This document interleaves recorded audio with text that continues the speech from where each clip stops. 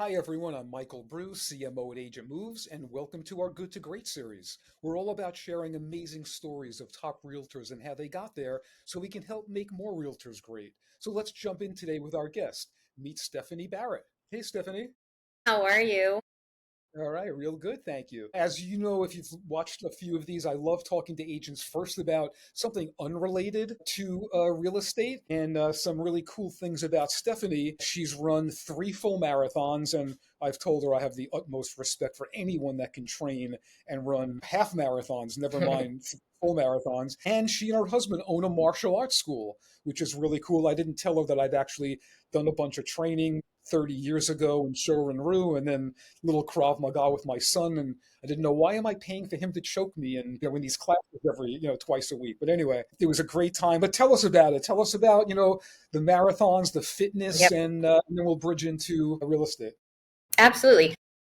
Gosh, about 14 years ago, because my youngest daughter's 14. So a couple years after she was born, I really wanted like an outlet to kind of, get through all the fun stages with babies and all those things. And I would see people run, and I thought that their brain looked so quiet. And I was like, I wonder if I can do that. And I was the kid that walked the mile in school. So I had no clue what I was doing. I bought a janky jogging stroller off of Craigslist at the time and just decided to start running. And once I started, I just kept going, much like Forrest Gump. You just kept running. And I started obviously smaller distances. And once I got to a point of like, I can kind of run 8 miles. I wonder if I can do a half marathon. And then once I did that, I was just curious if I could run a full. And I learned that I was really good with training plans. If you gave me a plan of what to do, I could follow it. And that's just what I learned worked for me. And movement is very much so medicine. And I live by that. I think, something as simple as a walk, people don't realize how much of a positive impact that can have on them. And so a couple of years went by. My youngest daughter was then starting kindergarten, and she was naturally more like me, a little bit more anxious. And we didn't realize this. Went to pick up her sister from a camp at the rec center and saw that they had Taekwondo there. My husband, prior military, and used to do martial arts when he was a teenager. And so I was like, I really think she needs to do this. And he was in the middle of a career transition. And they both started doing it together, which then led us to last year buying the school when they were ready to retire.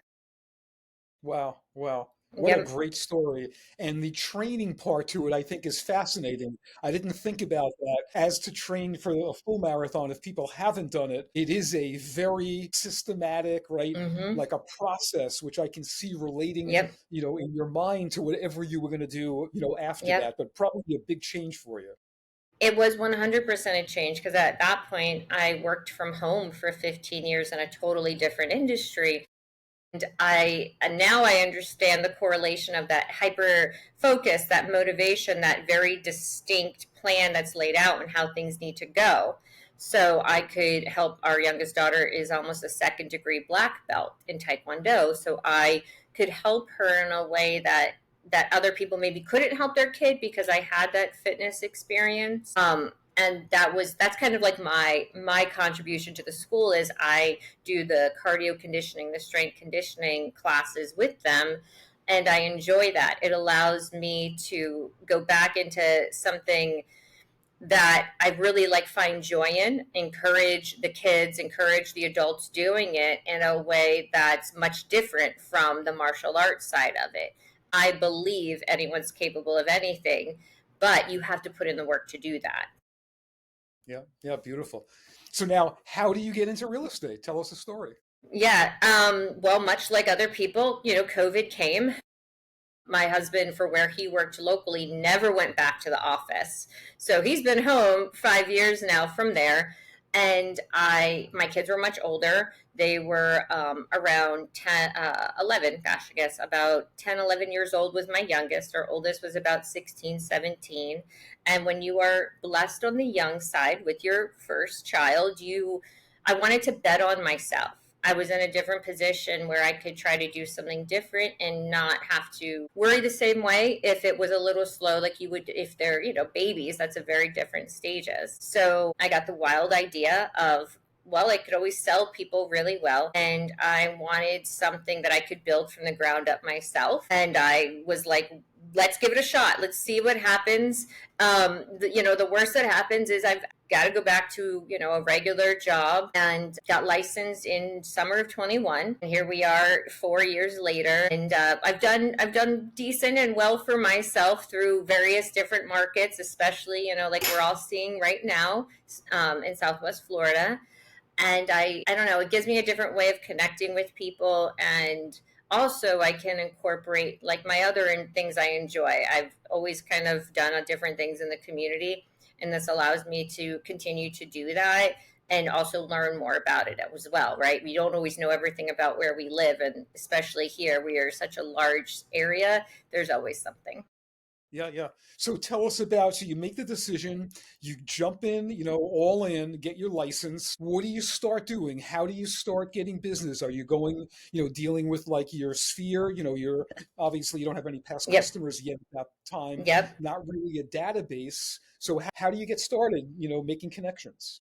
Well, coincidentally, my very first seller was somebody in the running club I was in. She knew me for a couple of years earlier. She knows my spunky spirit, and she was like, "I want you to do this." And I was again I'm like, "You realize I literally just started." She was, "I don't care. I know that you'll want it so bad. The house is going to sell." She wasn't lying. Okay, like let's call a spade, right? Like we all want our first sale under our belt. And also, I did a lot with for sale by owners. People at that point were like, don't even bother trying. They're very hard to work with, all the fun things. And I was like, what's the worst that can happen? I was used to calling, people from my other job forever, like I did insurance fraud investigation, call people that don't want to talk to you. Same concept, right? Like, you just kind of go out there and make it work. And if I could make somebody laugh, I knew I could get in the door. When they would say, I hate real estate agents, so do I. They're like, well, exactly. That was, and they're like, well, what do you mean? I'm like, well, I'm newer. So I don't know anything about it. I'm just trying. And I could get them to kind of bring that guard down. Especially covered in different colors and tattoos. I could relate to people in a way that I'd be like, listen, full disclosure, I have pink hair and I'm covered in tattoos. Well, what do you mean? I'm like, no, I'm a pink hair magical unicorn, and that's my gig. And so I could break them down and show them that I can only speak for myself. I was not like maybe some other people they had spoken with. I'm not a pushy person. So it allowed me to approach it in a way that maybe somebody else couldn't, or wasn't going to, or whatever that was. Yeah. Yeah. I mean, talk about being authentic Mm-hmm. and coming right out there, and what a great approach. And that's what we look for from these Mm-hmm. interviews. It's like if someone could get one nugget, I've always felt, you watch a webinar, you attend something, you can take one thing away and apply it to what you do. I think it's awesome. Then it was well worth the time you spent, right? That is a great nugget for newbies, even though Mm-hmm. we're dealing with a lot of, a little bit Yes. more how to have, experienced agents kind of get to the next level. Yep. You're in that a little bit more earlier stage, and this is Yep. great information. So disarming to agree Mm-hmm. with the customer on you don't like real estate agents either, and build the It's the conversation. truth. And we had, so during COVID, I'll never forget the date, March 24th of 2020. We were selling our first house, and the week we were closing and moving into our second was the week everything was shutting down from COVID. So we had somebody buying our house that was using an out of state lender. And because of some of the choices and things that were maybe not done on that buyer side correctly, delayed us 6 days. That's all of our grocery stores are running out of stuff. Our kids are never going back to school. And I can see in retrospect where some missteps were had. And so when I came in, I was like, I'm never going to let this or that happen to somebody. I'm going to do everything in my power to verify everything I can verify. So I use that experience and that personal, real world knowledge that I had of that, not, and I did not talk bad about anybody, but to be like, I understand your frustrations. I just lived it. And I'm sorry for whatever those frustrations are. But if you give me an opportunity, let's see if we can come up with another solution or another way of approaching this and getting the goal done.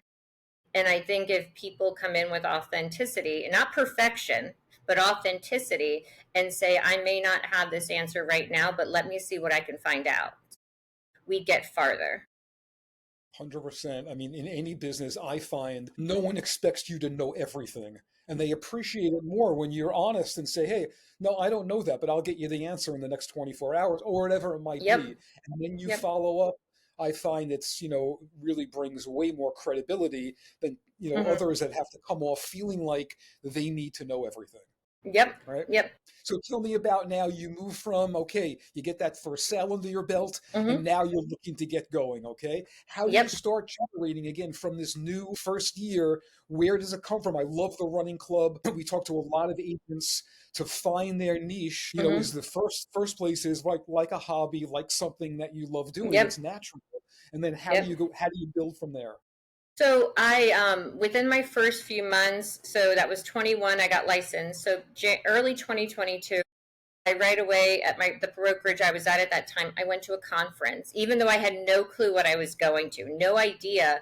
But I knew that if I could get into those spaces, I had to get uncomfortable. And that for me, a big conference, a convention, forget about it. I've never done anything like that. So forcing myself out and to talk to people that now I get business from. So it was building those relationships very early on, saying to people that, listen, I'm new, but I'm here to learn. And if you give me that opportunity, if you're willing to teach me through it and give me that opportunity, and that's really what I just kept doing. My first buyer was an agent that called into the brokerage looking for a referral person to take this buyer on. She didn't care it was a brand new agent. And because I was showing up in my office and just very vocal of I wanted to leave my full-time job as quickly as possible, I was able to do that. I ended up selling his property 2023, and those sorts of things. So that was my first buyer, and turn around, and sell it later. And those are the things, just constantly putting yourself out there and telling people that, you know what, yep, I'm in real estate, and yep, there's 1,000 of us out here, but here's where I'm different. And so, like most of my sellers, my first, gosh, I probably even, maybe now I'd have to look, or have been for sale by owners. And those people that really enjoyed working with me, they give my name to whoever they can, and then that just continues to generate. So do something that people are like, maybe you shouldn't go down that route for business. Why? What's the worst that happens if you try? You get a couple of sales. I mean, or it doesn't work. Just keep going. I I don't want to spend thousands of dollars to do mailers right now. That's just not something that I want to do. The no hate to anybody that does, but I can be effective on the phone, or I can be effective talking to people, in a coffee shop. That works for me. Right. So tell me about, so now here you are 4 years later, Mm-hmm. right? You have the business running. Yep. You're into this growth mode right now to get to Yep. you have your vision in front of you. You see it. What are some of the things you're doing now to try and grow the business?